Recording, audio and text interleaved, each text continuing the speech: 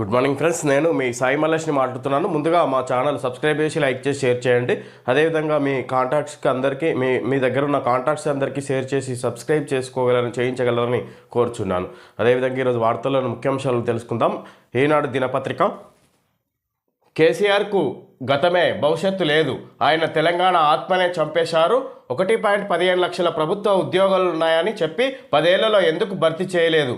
కాంట్రాక్టర్లకు 1.86 లక్షల కోట్లు చెల్లించారు, ఒక్క సాగునీటి ప్రాజెక్టును పూర్తి చేయలేదు.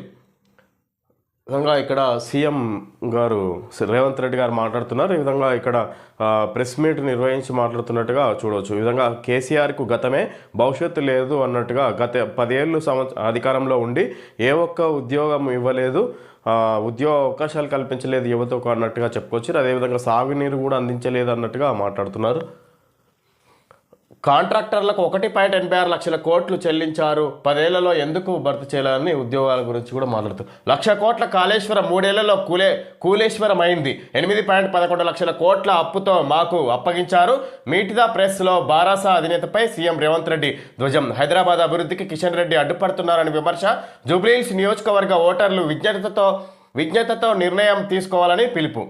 విధంగా ఇక్కడ మీట్ ద ప్రెస్ మీట్లో ఈ బారాసా అధినేత కేసీఆర్పై రేవంత్ రెడ్డి ధ్వజం అన్నట్టుగా చూడొచ్చు వార్త. ఈ విధంగా ఇక్కడ ప్రెస్ మీట్ నిర్వహించి మాట్లాడుతున్నట్టుగా చూడొచ్చు. గత ప్రభుత్వం అప్పులు చేసి మాకు ఇచ్చింది, దాన్ని మేము నెట్టుకు అభివృద్ధి పదంలో తీసుకొస్తున్నాం అన్నట్టుగా చెప్పుకొచ్చారు.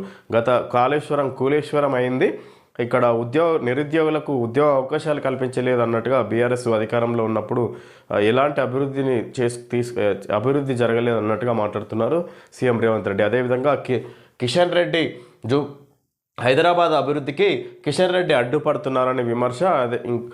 ఇక్కడ జూబ్లీహిల్స్ నియోజకవర్గ ఓటర్లు విజ్ఞతతో నిర్ణయం తీసుకోవాలన్నట్టుగా ఉప ఎన్నికల్లో కాంగ్రెస్ను గెలిపించాలన్నట్టుగా మాట్లాడుతున్నారు సీఎం రేవంత్ రెడ్డి. ప్రతిపక్ష నేత 2 ఏళ్లుగా శాసనసభకే రాలేదు, టీచర్ లేని బడిలాగా తయారైంది. బారాసా శాసనసభ పక్షం ప్రతి వస్తువుకు నిర్ణీత కాలపరిమితి ఉంటుంది, అలా బారాసా కూడా కాలగర్భంలో కలిసిపోతుంది. కేసీఆర్కు గతమే ఉంది, భవిష్యత్తు లేదు. తన కళ్ళ ముందే పార్టీ కూలిపోతుంటే కేసీఆర్ ఆవేదనలో ఉన్నారు, అందుకే బయటకు రావడం లేదు. జూబ్లీహిల్స్లో బారాసాను గెలిపించాలని విజ్ఞప్తి చేయలేదు. ఆయనను సానుభూతితో చూడాల్సిందే తప్ప ప్రత్యర్థిగా చూసే పరిస్థితులు లేవు. సీఎం రేవంత్ రెడ్డి. విధంగా ప్రతిపక్ష నేత కేసీఆర్ గారు ఈ విధంగా శాసనసభలో అసెంబ్లీ సమావేశాలకు ఏ ఒక్క రోజు రాలేదు. విధంగా ఇక్కడ జూబ్లీహిల్స్ ఉప ఎన్నికల్లో కూడా ఏ ఒక్కసారి కూడా పార్టీ బీఆర్ఎస్ను గెలిపించాలన్నట్టుగా ఆయన ఓట్లు వేసి గెలిపించాలన్నట్టుగా కూడా ఏ ఒక్కసారి కూడా అడగలేదు ప్రజలను ఓట్లేయమని. అదేవిధంగా ప్రెస్ మీట్ కూడా నిర్వహించి కూడా ఆయన కేవలం ఎలాంటి ఓట్లు కోరలేదు అన్నట్టుగా చూడవచ్చు. ఈ విధంగా ఇక్కడ గతమే ఉంది కేసీఆర్కి, భవిష్యత్తు లేదు, పార్టీ కూలిపోతుంటే ఆయన ఏం చేయాలో అర్థం కాని పరిస్థితిలో ఉన్నారన్నట్టుగా ఇక్కడ కేసీఆర్ని ఉద్దేశించి మాట్లాడినట్టుగా చూడవచ్చు సీఎం రేవంత్ రెడ్డి. సానుభూతితో చూడాల్సిందే, ప్రతిపక్ష నేతగా చూడాల్సిన పరిస్థితి లేదు ఇప్పుడు కేసీఆర్ను అన్నట్టుగా మాట్లాడుతున్నారు సీఎం రేవంత్ రెడ్డి. తెలంగాణ ఏర్పడ్డాక జరిగిన మొదటి అసెంబ్లీ సమావేశాల్లోనే 1.15 లక్షల ప్రభుత్వ ఉద్యోగాలున్నాయని చెప్పిన అప్పటి సీఎం కేసీఆర్ 10 ఏళ్లలో ఖాళీలను ఎందుకు భర్తీ చేయలేదు? సాగునీటి ప్రాజెక్టుల కోసం కాంట్రాక్టర్లకు 1.86 లక్షల కోట్లు చెల్లించారు, కానీ ఒక్క ప్రాజెక్టును పూర్తి చేయలేదు. లక్షల కోట్లు ఎక్కడికి వెళ్ళాయి? 1.02 లక్షల కోట్ల బిల్లులు చెల్లించిన కాళేశ్వరం 3 ఏళ్లలో కూలేశ్వరం అయిపోయింది. దాంతో ఒక్క ఎకరానికైనా అదనంగా నీళ్లిచ్చారా? కేసీఆర్ అధికారంలో ఉండగా ఏడాదికి 2 లక్షల కోట్ల చొప్పున 20 లక్షల కోట్ల బడ్జెట్లు ప్రవేశపెట్టారు. అయినా ఒక నూతన విద్యా సంస్థ అయినా తీసుకొచ్చారా? యూనివర్సిటీలకు వీసీలనైనా నియమించారా? వాళ్ళు నిర్మించిన సచివాలయం, కమాండ్ కంట్రోల్ సెంటర్, ప్రగతి భవన్లతో ఒక్క ఉద్యోగమైనా వచ్చిందా? 500 ఏకోపాధ్యాయ పాఠశాలను మూసివేశారు. పేదలకు విద్యను, రైతులకు వ్యవసాయాన్ని, మహిళలకు రాజ్యాధికారాన్ని దూరం చేశారు. 5 ఏళ్ల పాటు మంత్రివర్గంలో మహిళలకు స్థానమే ఇవ్వలేదు. మొత్తంగా తెలంగాణ ఉద్యమం, ప్రత్యేక రాష్ట్ర సాధన ఆత్మనే కేసీఆర్ చంపేశారు అని ముఖ్యమంత్రి రేవంత్ రెడ్డి విరుచుకుపడ్డారు. విధంగా ఇక్కడ బీఆర్ఎస్ గత 10 సంవత్సరాల అధికారంలో ఉండి ఎలాంటి ఉద్యోగ అవకాశాలు కల్పించలేదు. మొదటి అసెంబ్లీ సమావేశాల్లోనే 1.15 లక్షల ప్రభుత్వ ఉద్యోగాలు ఉన్నాయని చెప్పిన అప్పటి సీఎం కేసీఆర్ 10 ఏళ్ళలో ఏ ఒక్క ప్రభుత్వ ఉద్యోగం కల్పించలేదు యువతకు, నిరుద్యోగులకు అన్నట్టుగా మాట్లాడారు సీఎం రేవంత్ రెడ్డి. అదేవిధంగా కాంట్రాక్టర్లకు లక్షల కోట్ల బిల్లులు చెల్లించారు, కానీ అది సాగునీటి ప్రాజెక్టు ఏ ఒక్కటి కూడా పూర్తి కాలేదు. అది ఇప్పుడు అందించడం లేదు, దానివల్ల ఫలితాలు అందడం లేదన్నట్టుగా చెప్పుకొచ్చారు. కాళేశ్వరం దానివల్ల ఎలాంటి ఉపయోగం లేదన్నట్టుగా మాట్లాడుతున్నారు సీఎం రేవంత్ రెడ్డి. 500 ఏకోపాధ్యాయ పాఠశాలలను మూసివేశారు. అదేవిధంగా తెలంగాణ వచ్చినాక రైతులకు వ్యవసాయాన్ని అధికారంలో ఉన్నప్పుడు మహిళలకు రాజ్యాధికారాన్ని దూరం చేశారు, పేదలకు విద్యను కూడా దూరం చేశారు అన్నట్టుగా మాట్లాడుతున్నారు. 5 ఏళ్ల పాటు మంత్రివర్గంలో మహిళలకు స్థానమే ఇవ్వలేదు. మొత్తంగా తెలంగాణ ఉద్యమం ప్రత్యేక రాష్ట్ర సాధన ఆత్మనే కేసీఆర్ చంపేశారు అని ముఖ్యమంత్రి రేవంత్ రెడ్డి విధంగా మాట్లాడినట్టు చూడొచ్చు. జూబ్లీహిల్స్ ఉప ఎన్నిక నేపథ్యంలో హైదరాబాద్ ప్రెస్ క్లబ్ ఆధ్వర్యంలో నగరంలోని ఓ హోటల్లో ఆదివారం నిర్వహించిన మీట్ ద ప్రెస్ కార్యక్రమంలో ఆయన మాట్లాడారు.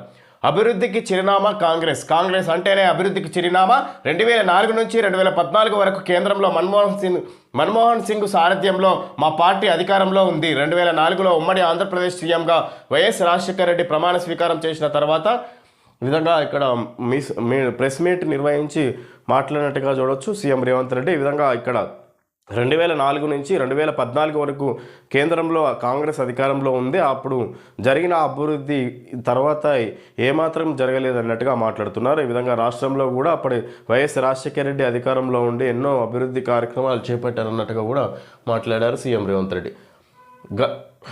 గజగజ నేటి నుంచి 3 రోజుల పాటు సాధారణం కన్నా 3 డిగ్రీల తగ్గుదల. రాష్ట్రంలో ఇప్పటికే చలి గజగజలాడిస్తుండగా మంగళవారం బుధవారాల్లో ఈ తీవ్రత మరింత పెరిగే అవకాశాలున్నట్లు వాతావరణ శాఖ అంచనా వేస్తుంది. సాధారణం కన్నా 2 నుంచి 3 డిగ్రీల సెల్సియస్ వరకు తక్కువగా నమోదు కానున్నట్లు తెలిపింది. రాష్ట్రంలో ఈ ఏడాది అధిక వర్షాలు కురవడంతో పాటు ప్రస్తుతం ఉత్తర ఈశాన్య ప్రాంతాల నుంచి దిగువ స్థాయి గాలులు రాష్ట్రం వైపు వీస్తుండడం చలి తీవ్రత పెరుగుదలకు దోహదం చేస్తున్నట్లు వివరించింది. కొన్ని రోజులుగా రాష్ట్రంలో కనిష్ట గరిష్ట విధంగా చలి నేటి నుంచి ఇంకా పెరిగే అవకాశాలు ఉన్నట్టుగా వాతావరణ శాఖ తెలియజేసింది. ఈ విధంగా ఇక్కడ ఈ 2-3 రోజుల నుంచి ఇంకా వాతావరణం ఉష్ణోగ్రతలు తగ్గినా ఇంకా తగ్గుముఖం పట్టే అవకాశాలు ఉన్నాయి. అందుకే ఇక్కడ ఈశాన్యం నుంచి ఇక్కడ గాలుల తీవ్రత వస్తున్నది. దాని నుంచి ప్రస్తుతం ఉత్తర ఈశాన్య ప్రాంతాల నుంచి దిగువ స్థాయి గాలులు రాష్ట్రం వైపు వీస్తుండడం వల్ల ఇంకా చలి తీవ్రత పెరుగుతుందన్నట్టుగా వాతావరణ శాఖ తెలియజేస్తుంది. ఫిలిప్పీన్స్ను వణికిస్తున్న మరో సూపర్ టైఫూన్, సురక్షిత ప్రాంతాలకు 10 లక్షల మంది. ఫిలిప్పీన్స్ను వణికిస్తున్న మరో సూపర్ టైఫూన్ సురక్షిత ప్రాంతాలకు 10 లక్షల మంది. ఈ విధంగా అక్కడ మరొక వర్షం లాంటిది, తుఫాన్ లాంటిది ఇక్కడ రాబోతుంది. సూపర్ టైఫూన్ అన్నట్టుగా చూడవచ్చు. ఇక్కడ ఫిలిప్పీన్స్ వణికిస్తున్న మరో సూపర్ టైఫూన్ సురక్షిత ప్రాంతాలకు 10 లక్షల మందిని తరలించినట్టుగా చూడవచ్చు అక్కడి ప్రభుత్వం. ప్రచారానికి తెర పంపకాల ఎర ముగిసిన జూబ్లీహిల్స్ ఉప ఎన్నిక ప్రచారం, తెర వెనుక మంత్రాంగంపై రాజకీయ పార్టీల దృష్టి. విధంగా జూబ్లీహిల్స్ ఉప ఎన్నిక ప్రచారం నిన్నటితోటి ముగిసింది, నిన్న సాయంత్రంతో. ఈ విధంగా పంపకాల ఎర, ఇక డబ్బులు పంచుతున్నారు ఓట్లకు అన్నట్టుగా చూడొచ్చు ఇక్కడ ప్రధానంగా. ఈ విధంగా ఇక్కడ అది స్టార్ట్ అయినట్టుగా చూడొచ్చు. ఈ విధంగా ప్రచారాలు అనేది ముగిసినట్టుగా చూడొచ్చు జూబ్లీహిల్స్ ఉప ఎన్నిక గురించి. హైదరాబాద్ కేంద్రంగా మరో ఉగ్రకుట్ర, వైద్యుడే సూత్రధారి ఇంటినే ప్రయోగశాలగా మార్చి సెనైడ్ కంటే ప్రమాదకరమైన రెసిన్ తయారీ. డాక్టర్ సహా 3 ఐపీఎస్ సానుభూతి పరులను అరెస్టు చేసిన గుజరాత్ ఏటీఎస్. హైదరాబాద్ కేంద్రంగా మరో ఉగ్రకుట్ర,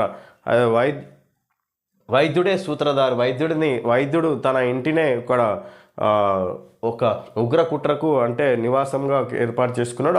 అతని ఇంటి నుంచే ఈ కార్యక్రమాలన్నీ చేపడుతున్నట్టుగా చూడొచ్చు. సైనైడ్ కంటే ప్రమాదకరమైన రెసిన్ తయారీ, ఇంట్లోనే అట్లాంటి మందు పాత్రలు తయారు చేస్తున్నారు అన్నట్టుగా చూడొచ్చు. డాక్టర్ సహా 3 ఐసిస్ సానుభూతి పరులను అరెస్ట్ చేసిన గుజరాత్ ఏటీఎస్.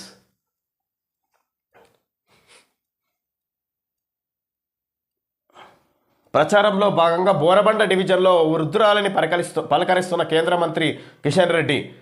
విధంగా ప్రచారంలో నిన్న విధంగా వృద్ధురాలని పలకరిస్తున్నట్టుగా చూడవచ్చు. ఈ విధంగా ప్రచారంలో నిమగ్నమైనట్టుగా చూడవచ్చు. నిన్నటితోటి ముగియడంతో నిన్న సాయంత్రం వరకు ప్రధాన పార్టీలన్నీ తమ అభ్యర్థిని గెలిపించుకోవాలని తీవ్రంగా ప్రచారంలో మునిగి తేలినట్టుగా చూడవచ్చు. భాజపా గెలిస్తేనే మార్పు సాధ్యం, జూబ్లీహిల్స్లో సమస్యలకు బారస కాంగ్రెస్లదే బాధ్యత. హామీల ఎగవేతలో కేసీఆర్ బాటలోనే రేవంత్. ఉప ఎన్నిక ప్రచారంలో కేంద్ర మంత్రి కిషన్ రెడ్డి. భాజపా గెలిస్తేనే మార్పు సాధ్యం అనుకొస్తున్నారు. జూబ్లీస్లో సమస్యలకు బారస కాంగ్రెస్లదే బాధ్యత. ఈ జూబ్లీస్లో ఉన్న సమస్యలన్నిటికీ కాంగ్రెస్ బారసాలే బాధ్యత వహించాలన్నట్టుగా మాట్లాడుతున్నారు. హామీల ఎగవేత కేసీఆర్ బాటలోనే రేవంత్. ఈ విధంగా 6 గ్యారంటీలు ఎగవేసిండ్రు కాంగ్రెస్ ప్రభుత్వం. అదే కేసీఆర్ బాటలోనే కాంగ్రెస్ ప్రభుత్వం కూడా నడుస్తుంది. ఉప ఎన్నిక ప్రచారంలో కేంద్ర మంత్రి కిషన్ రెడ్డి. కాంగ్రెస్ బారాస ప్రభుత్వాల కాంగ్రెస్ బారాస ప్రభుత్వాల నిర్లక్ష్యంతోనే జూబ్లీహిల్స్ ప్రజలు అభివృద్ధికి దూరమయ్యారని కేంద్ర మంత్రి జి కిషన్ రెడ్డి విమర్శించారు. మంచి మార్పు రావాలంటే హైదరాబాద్ను రక్షించుకోవాలంటే భాజపాను గెలిపించాలని ఓటర్లను కోరారు. జూబ్లీహిల్స్ ఉప ఎన్నిక నేపథ్యంలో బోరబండ డివిజన్లో ఆదివారం ఆయన పాదయాత్ర నిర్వహించారు. ఆ నియోజకవర్గంలో రోడ్లు డ్రైనేజీలు సరిగ్గా లేవని, పారిశుద్ధ్యం లోపించిందని, వీధి దీపాలు కూడా వెలగడం లేదని ఆవేదన వ్యక్తం చేశారు. కాంగ్రెస్ మజ్లిస్ బారాసాలు గుండాయిజం చేయడం, బెదిరింపులకు పాల్పడటం, అక్రమ కేసులు పెట్టి వేధించడం తప్ప చేసిందేమీ లేదని ఆరోపించారు. సుదీర్ఘకాలంగా అధికారం పదవుల్లో ఉంటున్న కాంగ్రెస్ బారాస మజ్లిస్ కార్పొరేటర్లే జూబ్లీహిల్స్ ప్రజలు అభివృద్ధికి దూరం కావడానికి కారణమన్నారు. హామీలను అమలు చేయకుండా సీఎం రేవంత్ రెడ్డి కూడా కేసీఆర్ దారిలోనే నడుస్తూ ప్రజల్ని మోసం చేస్తున్నారని మండిపడ్డారు.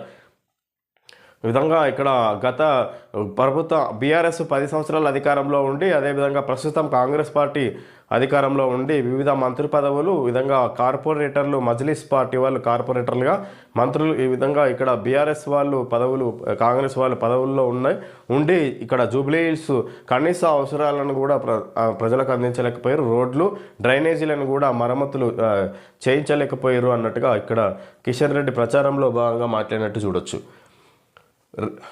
యూసఫ్గూడ డివిజన్ శ్రీకృష్ణానగర్ రోడ్ షోలో మాట్లాడుతున్న కేటీఆర్, చిత్రంలో బారాస అభ్యర్థి మాగంటి సునీత. విధంగా ఇక్కడ కేటీఆర్ కూడా రోడ్ షో కృష్ణానగర్లో రోడ్ షోలో విధంగా ప్రచారంలో భాగంగా మాట్లాడినట్టుగా చూడొచ్చు. రేవంత్ 3 ఏళ్ళు ఉంటారో 3 నెలలు ఉంటారో, జూబ్లీహిల్స్లో తీర్పుతో తేలిపోతుంది. రాష్ట్ర ప్రజలకు న్యాయం చేసే అవకాశం ఇక్కడి ఓటర్లకు దక్కింది. బారాస కార్యనిర్వాహక అధ్యక్షుడు కేటీఆర్.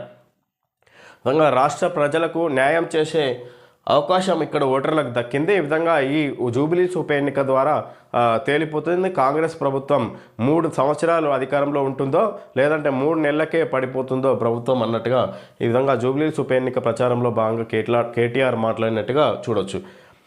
జూబ్లీహిల్స్ ఉప ఎన్నికలో ఓటర్లు దిమ్మ తిరిగే తీర్పు ఇస్తే ముఖ్యమంత్రి రేవంత్ రెడ్డి 3 ఏళ్ళు ఉంటారో 3 నెలలు ఉంటారో తేలిపోతుందని బారాస కార్యనిర్వాహక అధ్యక్షుడు కేటీఆర్ అన్నారు.